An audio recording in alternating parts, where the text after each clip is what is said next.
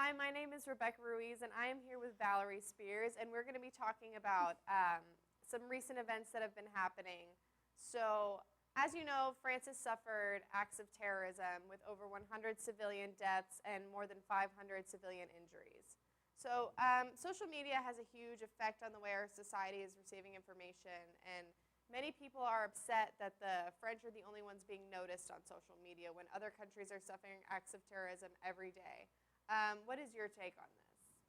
Well, social media is a big business. It's especially in the United States, and the media companies are going to report more on countries that we're closely related to, like France.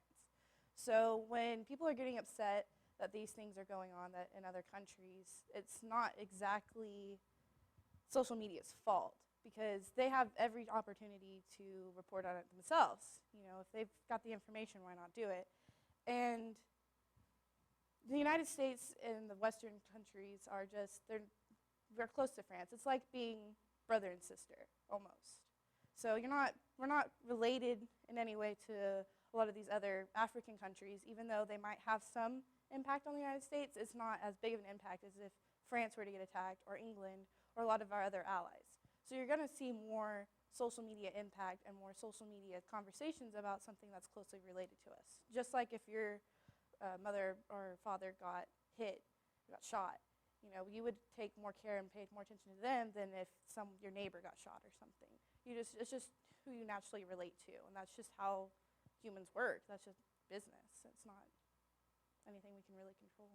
Okay, with that being said, do you support Governor Abbott's decision to not allow Syrian refugees to enter the state of Texas? I think that's a big decision he had to make, and it's a tough one.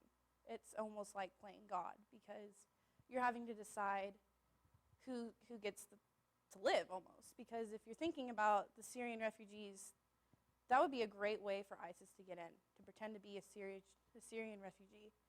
And so Governor Abbott is just trying to think of us, think of Texas as, you know, his children pretty much, you know, and is he risking our lives by bringing in Syrian refugees? But at the same time, he's risking a bunch of lives, thousands of lives of Syrian refugees who need our help.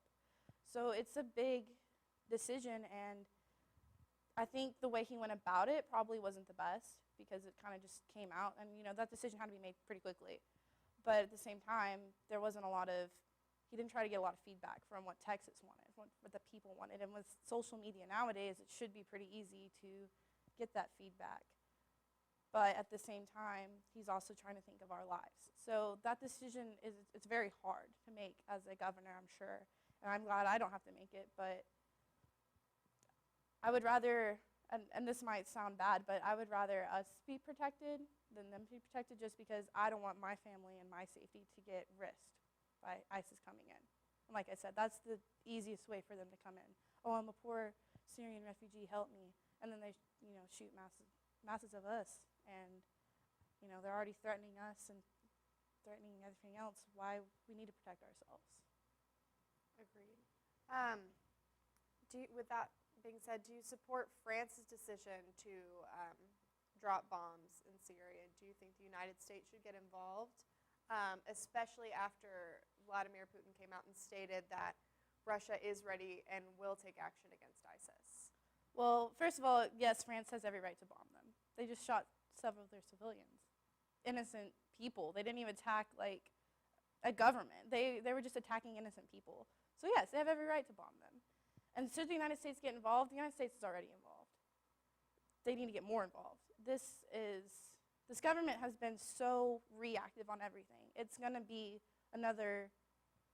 like World War II, where we stayed out of it, and then we got bombed with Pearl Harbor. It's going to be like 9/11, where we stayed out of it, we didn't want to get involved in the Middle East, and then we had 9/11. So how many more people are going to have to get killed before we actually take action? How many more people, what is it going to take? Another attack on us? And are we going to risk that? You know, there's conflict hearing that, oh, well, we don't know who ISIS is quite yet. We don't know where they are, but we do know where they are. They're in Syria, they're in Iraq, and we pulled our troops from Iraq